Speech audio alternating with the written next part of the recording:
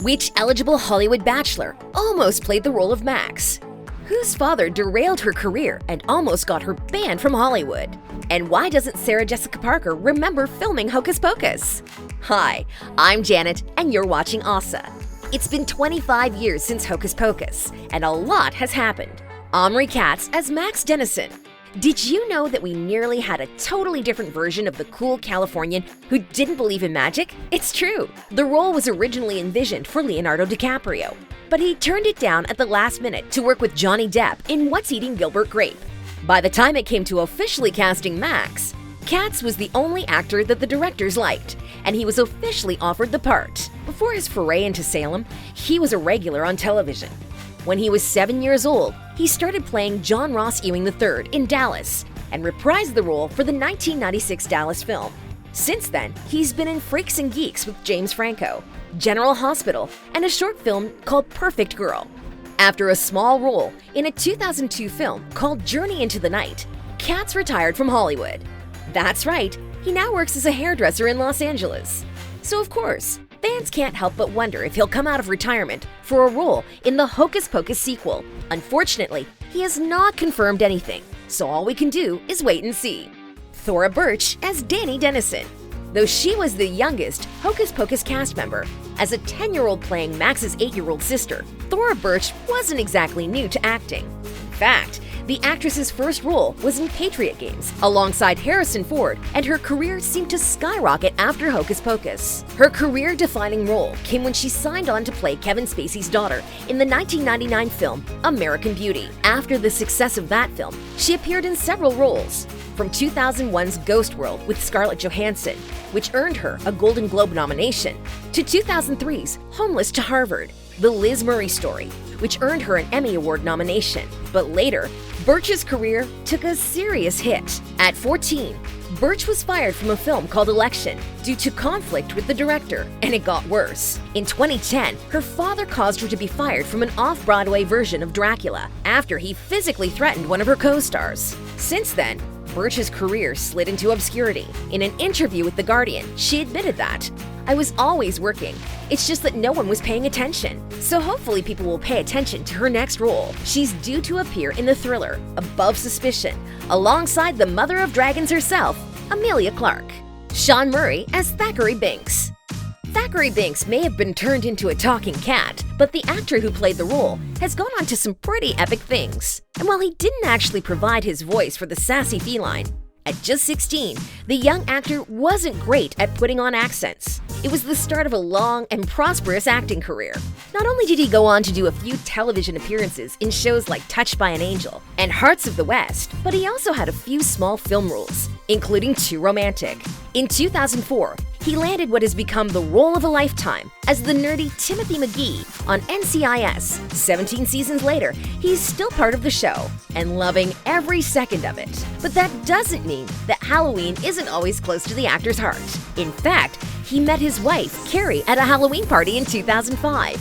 In an interview with Bustle, he recalls, "I was like an evil doctor with a ton of blood, and she was a she-devil. Halloween is kind of a fun tradition in our family." Sadly, the love of all things grisly didn't get passed on to the actor's children, who he explains remain unfazed by his role on Hocus Pocus. He admitted, "I thought they'd be impressed by it, that Daddy was in Hocus Pocus. But they couldn't care less that Dad's in it. They're like, oh yeah, that's Dad. We see him all the time."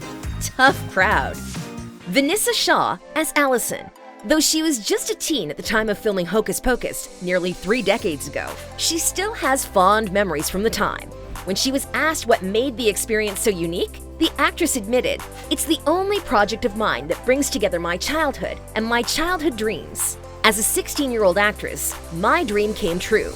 That's not something many people can experience." But the actress already had several film credits to her name, including the slasher film Home Sweet Home and a comedy called Ladybugs. Since the 1993 film, she appeared in Stanley Kubrick's Eyes Wide Shut alongside Tom Cruise, in 40 Days and 40 Nights with Josh Hartnett, and in The Hills Have Eyes and 3:10 to Yuma. And that's not all. She's a regular on television, with a recurring role in Ray Donovan. But she still has a great love for Halloween and witches. The actress married Christopher Gifford back in 2008, and in 2017 announced she was pregnant with a glorious Hocus Pocus throwback. Since then, she's been taking some time off to focus on her family, but we hope to see her back in the second installment of Hocus Pocus. Sarah Jessica Parker as Sarah Sanderson. She may be best known for her role as Carrie Bradshaw on Sex and the City, but Sarah Jessica Parker's resume is much more expansive. Before eating spiders in Hocus Pocus, and yes, the spider was real for anyone wondering, the actress had appeared in Square Pegs, A Year in the Life, Footloose, Hotel, and The Ryan White Story. But it was after the 90s that Parker's career really took off. Apart from more television roles in Glee and her current role on the HBO show Divorced, the actress has also appeared in several films, including The First Wives Club, Failure to Launch, and The Family Stone. But she's been just as busy off-screen as well. Parker married actor Matthew Broderick in 1997, and now the two share 3 children and a love of wine. She may have played a woman in love with Cosmos, but the actress behind Carrie Bradshaw is clueless about bar skills. Speaking with Interview magazine, she admitted, "I can't make a cosmopolitan, and I don't make drinks at home. I don't know how to make cocktails, so that's why wine is my friend. All it takes for me is a corkscrew or just a twist of the wrist." And that love of wine has evolved into her current off-screen project. Parker has her own wine range, made in New Zealand. And that's not the only thing this actress has on the cards. She's totally down to get back on a broomstick and reprise her role as the ditzy Sanderson sister as soon as she gets the script. Hopefully it'll be more memorable than the first film, which she admitted she struggles to recall. In an interview with Stephen Colbert in 2018, the actress admitted, "I just don't remember what the movie's about as much. 3 witches, I've been told that, and apparently my character's not very bright. But I fly and sing, and I think I like to kill children?" At least she remembers the important details. Kathy Najimy as Mary Sanderson. Long before she started acting, the actress absolutely adored Bette Midler, to the point that she stalked her a little bit, even using her job as a singing telegram to approach Midler and sing to her. Though Bette apparently didn't remember the encounter, Kathy must have made an impression. In the movie Beaches, Midler plays a character who dresses in a bunny suit to sing telegrams, and Kathy later remarked, "She inadvertently stole that from me." Hocus Pocus may not have been this actress's breakout role, but it certainly earned her a cult following, and it almost didn't happen. When Kathy first read the script, she was hesitant to play a witch, because as she admitted, "I really believe in white witches," and she didn't want to paint witches in a bad light. Luckily, she managed to twist the writer's arm into mentioning white witches. Eagle-eyed fans will notice that Allison is called a white witch by Winnie Sanderson, while the kids are escaping the sisters. So Kathy agreed to join the cast. Before donning her famous pumpkin stalk hairdo, an idea which she created to get into the role, Kathy was part of a 2-woman feminist skit called The Kathy and Mo Show.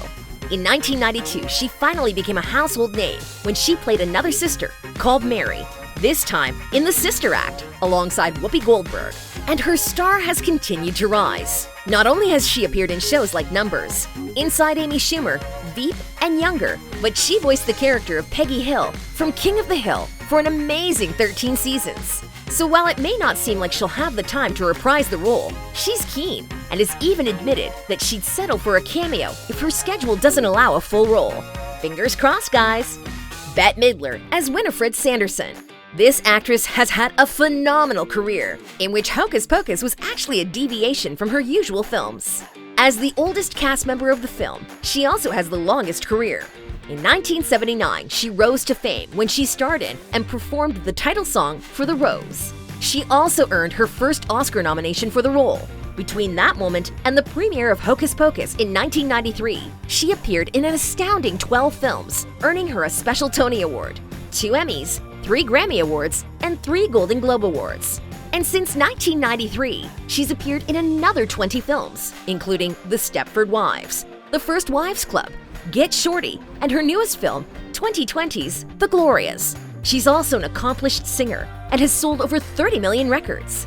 In short, she's been really busy. And for anyone wondering about her secret to her dedication to her craft, the actress admitted to Good Morning America that, "I think boredom is the worst thing in the whole world because the planet is so full of magic and you must find it. You must find the magic." And that was also her motivation for participating in Hocus Pocus, and remains her inspiration for the sequel. In 2016, she admitted, "In the movie, you can see that we're having a blast. For the life of me, I can't understand why there's not a sequel." Cut to 2020, and the actress got her wish and is excited for the sequel. The actress told Decider magazine, "I can't wait to read the script, and nor can we." Hocus Pocus 2, a sneak peek. So now that we may get to see all the cast reprise their roles 3 decades later, let's dive into what we know about the upcoming sequel.